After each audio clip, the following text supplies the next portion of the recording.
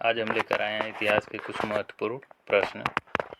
पहला प्रश्न है, अजंता और एलोरा की सुप्रसिद्ध गुफाओं किस धर्म से संबंधित मूर्तियां भित्ति चित्र मिलते हैं? तो हिंदू, जैन धर्म और बौद्ध धर्म के मूर्तियां मिलते हैं। अजंता एलोरा भारत के मुख्य हेरिटेज में से एक है। महाराष्ट्र के औरंगाबाद जिले में स्थित अजंता और एलोरा की गुफाएं एक दूसरे से करीब 100 किलोमीटर दूरी पर हैं, लेकिन अपनी महत्वता की वजह से इन दोनों का नाम हमेशा साथ में लिया जाता है। बड़े बड़े पहाड़ और चट्टानों को काटकर बनाई गई ये गुफाएं वास्तुकला का बेहतरीन नमूना हैं।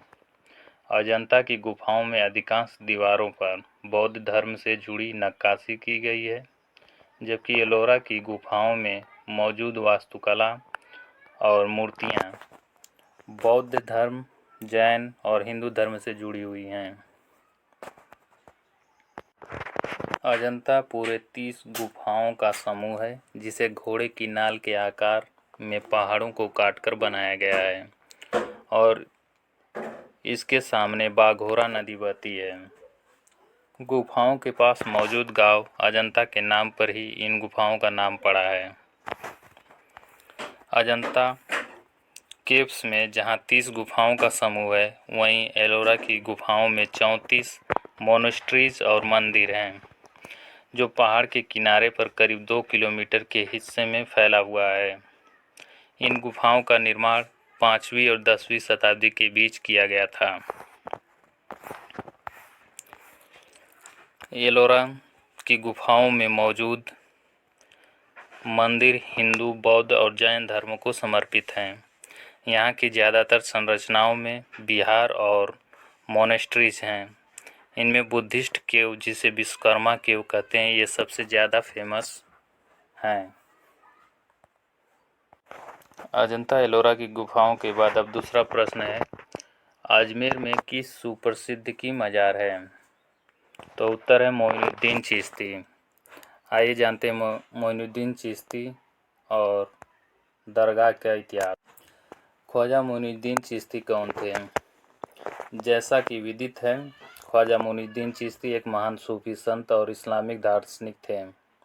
वे चमत्कारी शक्तियों से परिपूर्ण सूफी संत थे। मुगल बादशाह से लेकर कई राजा महाराजा उनके मुरीद थे। उनके गुरु उस्मान हारूनी को माना जाता है। वे मुस्लिम धर्म प्रचार प्रसार के लिए यात्रा करते हुए ईरान से भारत आए और यहीं के होकर रह गए। वे सभी धर्मों के लोगों को मिलजुल कर रहने का उपदेश देते थे। सभी धर्मों को लोगों में समभाव रखते थे। इसी कारण से उनके चमत्कारी शक्तियों में मुरीद मुस्लिम के साथ साथ अन्य धर्मों के लोग भी हैं। इतिहासविदों के अनुसार 1142 ईस्वी में ईरान में जन्मे ख्वाजा मोइनुद्दीन चिश्ती सूफीवाद के प्रवर्तक थे। कहते हैं कि लोगों के कल्याण और सूफीवाद के पवित्र ज्ञान के प्रसार के लिए दूर दूर तक यात्राएं की। अंत में वे भारत के राजस्थान राज्य के अजमेर में अपना अंतिम ठिकाना बना लिया। अजमेर में ही 1236 ईस्वी में उन्होंने अपने नश्वर शरीर त्याग दिया। जिस स्थान पर उन्होंने अपना नश्वर शरीर छोड़ा, वहीं उनका मकबरा बनाया गया, जो आज पूरी दुनिया में ख्वाजा गरीब नवाज की दरगाह, अजमेर शरीफ की दरगाह, ख्वाजा मोइनुद्दीन चिश्ती की दरगाह के रूप में जाना जाता है। अजमेर शरीफ दरगाह का इतिहास। अजमेर शरीफ दरगाह या दरगाह अजमेर शरीफ भारत के अजमेर शहर के पास स्थित है। भारत के राजस्थान राज्य के अजमेर का यह दरगाह महान सूफी संत मोइनुद्दीन चिश्ती ख्वाजा गरीब नवाज की है। अजमेर शरीफ इस दरगाह को दरगाह शरीफ, ख्वाजा गरीब नवाज दरगाह आदि कई नामों से जाना जाता है। राजस्थान के अजमेर का यह स्थल मुस्लिम समुदाय के लिए एक बड़ा तीर्थ स्थल माना जाता है। अजमेर शरीफ दरगाह राजस्थान का प्रसिद्ध पर्यटक स्थल में से एक है, लेकिन इस दरगाह के प्रति अन्य धर्मों के लोगों की भी आस्था कम नहीं है। देश विदेश के लाखों श्रद्धालु इस महान सूफी संत के शरण में दुआ के लिए आते हैं। मोइनुद्दीन चिश्ती के बाद अब तीसरा प्रश्न है, भारत में खिलाफत आंदोलन कब प्रारंभ हुआ? 1920 ईस्वी में। खिलाफत आंदोलन के परिचय। जन आंदोलन।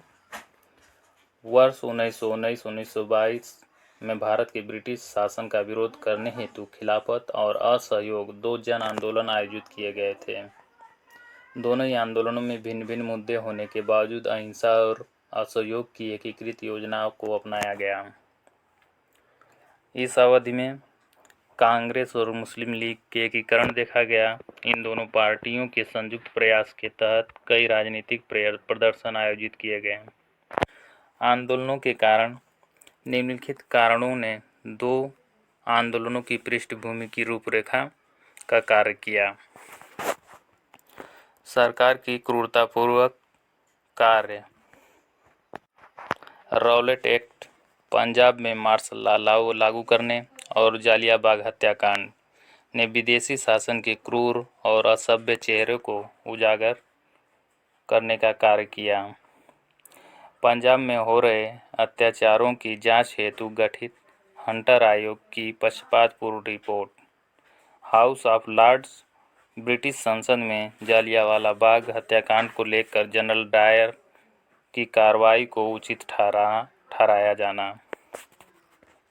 असंतुष्ट भारतीय द्वैध शासन की अपनी कुविचारित योजना के साथ मॉन्टेग्यू चेम्सफोर्ड सुधार भारतीयों की स्वशासन की मांग को पूरा करने में विफल रहे हैं। और आर्थिक कठिनाइयां। यह प्रथम विश्व युद्ध के बाद के वर्षों में देश की आर्थिक स्थिति, विशेषकर वस्तुओं की कीमतों में वृद्धि, भारतीय उद्योगों के उत्पादन में कमी, करों और किराए के बोझ में वृद्धि आदि के साथ खतरनाक होती गई। समाज के लगभग सभी वर्गों को इस युद्ध के कारण आर्थिक कठिनाई का सामना करना पड़ रहा था, जिससे लोगों में ब्रिटिश विरोधी रवैया और मजबूत हो गया।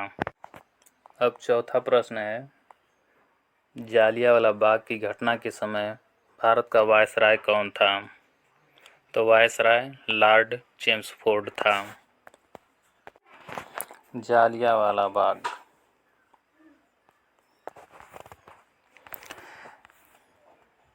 पंजाब के अमृतसर में जालियांबाग नाम की एक जगह है। 13 अप्रैल 1919 ईस्वी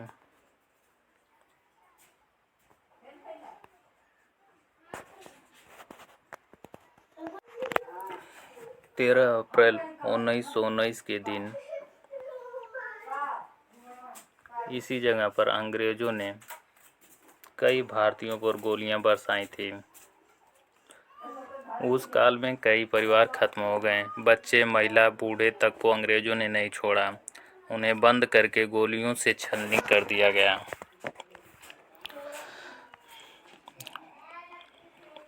गुलाम भारत की कई दास्तां है जो इतिहास के पन्नों में दर्ज है। आज की पीढ़ी जब उन कहानियों को सुनती है तो कभी रगों में खून दौड़ जाता है, तो कभी गर्व से सीना चौड़ा हो जाता है, कभी आंखों में आंसू आ जाते हैं, तो कभी क्रोध से भर जाते हैं। गुलाम भारत के इतिहास में एक ऐसी खूनी दास्तां भी है जिसमें अंग्रेजों के अत्याचार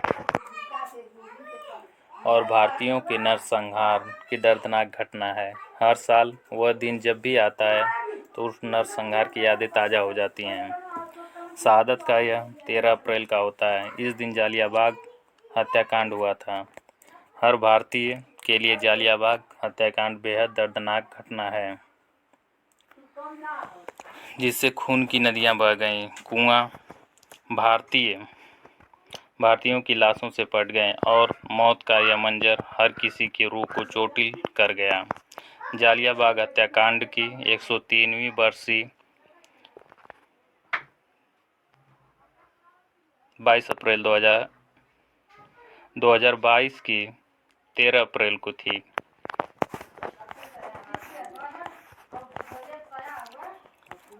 दरअसल उस दिन जालियाबाग में अंग्रेज़ों की दमनकारी नीति, रॉलेट एक्ट, सत्यपाल और सैफुद्दीन की गिरफ्तारी के खिलाफ एक सभा का आयोजन किया गया था।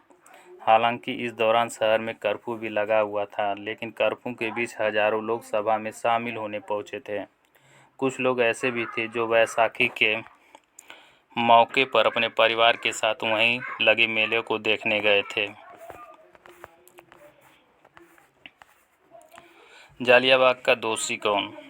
जब ब्रिटिश हुकूमत ने जालियाबाग पर इतने लोगों की भीड़ देखी तो वह बौखला गए। उनको लगा कि कहीं भारतीय 1857 की क्रांति को दोबारा दोहराने की ताक में तो नहीं है। ऐसी नौबत आने से पहले वे भारतीयों की आवाज़ को कुचलना चाहते थे। और उस दिन अंग्रेज़ों ने क्रूरता की सारी हदें पार कर दी। सभा में शामिल नेता जब भी भाषण दे रहे थे, तब ब्रिगेडियर जनरल रेजिनाल्ड डायर वहां पहुंच गए। कहा जाता है कि इस दौरान वहां 5000 लोग पहुंचे थे। वहीं जनरल डायर ने अपने 90 ब्रिटिश सैनिकों के साथ बाग को घेर लिया और उन्होंने वहां मौजूद लोगों को चेतावनी दिए बिना ही गोलियां चलानी शुरू कर दी। जालियाबाग नरसंहार के 10 मिनट। ब्रिटिश सैनिकों ने महज 10 मिनट में कुल 1650 राउंड गोलियां चलाईं। इस दौरान जालियांवाला बाग में मौजूद लोग उस मैदान से बाहर नहीं निकल सकते थे, क्योंकि बाग के चारों तरफ मकान थे।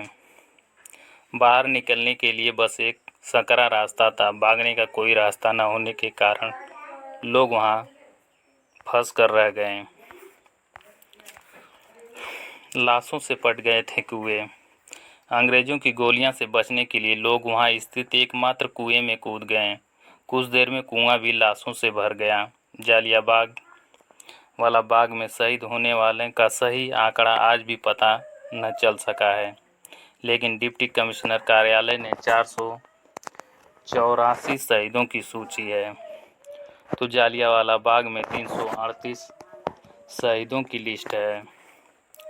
ब्रिटिश सरकार के दस्तावेज में 379 लोगों की मौत और 200 लोगों को घायल होने का दावा किया गया। हालांकि अनाधिकारिक आंकड़ों के मुताबिक ब्रिटिश सरकार और जनरल डायर के इस नरसंहार में 1000 से ज़्यादा लोग शहीद हुए थे और लगभग 2000 से अधिक घायल हुए थे। अब 5वां प्रश्न है, 1917 ईस्वी के चंपारण सत्याग्रह का संबंध किससे था? नील की खेती करने वालों से। 6वां प्रश्न है, कांग्रेस और मुस्लिम लीग के मध्य लखनऊ पैक्ट किस वर्ष की घटना है? वर्ष 1916 की घटना है। लखनऊ पैक्ट का वीडियो अगले वीडियो में इसके पूरा विस्तार से होगा। सब्सक्राइब करें।